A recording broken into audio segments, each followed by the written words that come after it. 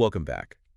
So today we're bringing you a highly focused deep dive into a very specific slice of Tahalan history.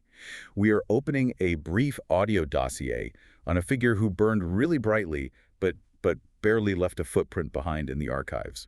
We're looking at a subject simply known as Jay. Right, and right away, the visual descriptions we have of him are just striking. You already know the kind of sheer physical presence a Goliath brings to the table. And we should clarify, he is definitely not human, right? Oh, absolutely not. He's this massive, gray-skinned humanoid standing well over 7 feet tall.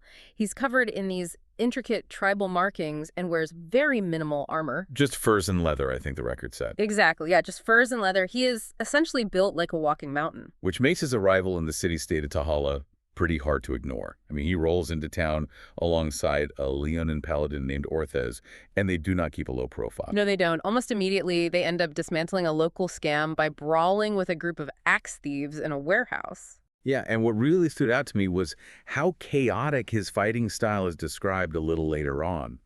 During a tavern brawl, he is literally grabbing live crabs and hurling them at people like projectiles. It sounds absurd, but it actually tells you a lot about his adaptability. It shows a fighter who is completely unbothered by his surroundings. He just turns the environment itself into a weapon. Right, just pure kinetic energy. Exactly. That kind of chaotic energy makes him incredibly dangerous. He is established right out of the gate as this unstoppable force of nature, completely in his element. Which is why the shift in tone shortly after is so jarring. Because that chaotic momentum doesn't last at all.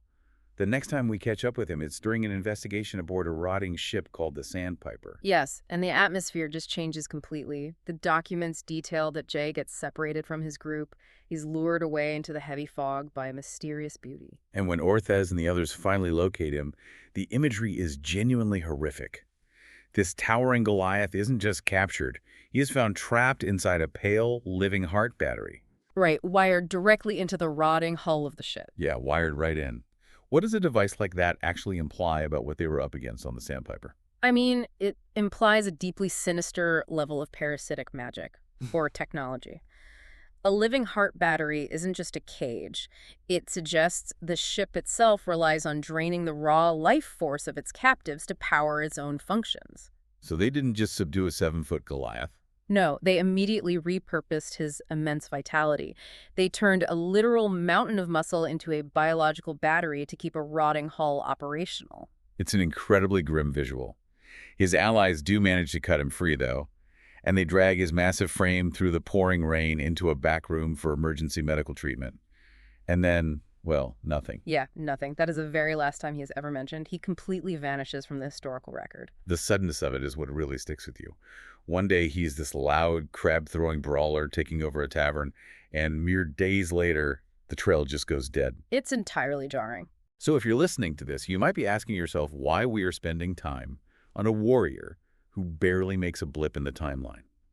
What makes Jay's short-lived presence so important to understand? Because his brief dossier is a perfect, terrifying microcosm of Tahala itself. It demonstrates that the city does not care about your physical prowess. It doesn't matter if you are a massive, unstoppable Goliath. Right, it's not enough. Not at all. Tahala is an environment that can chew you up, drain your life force, and erase you from history in a matter of days.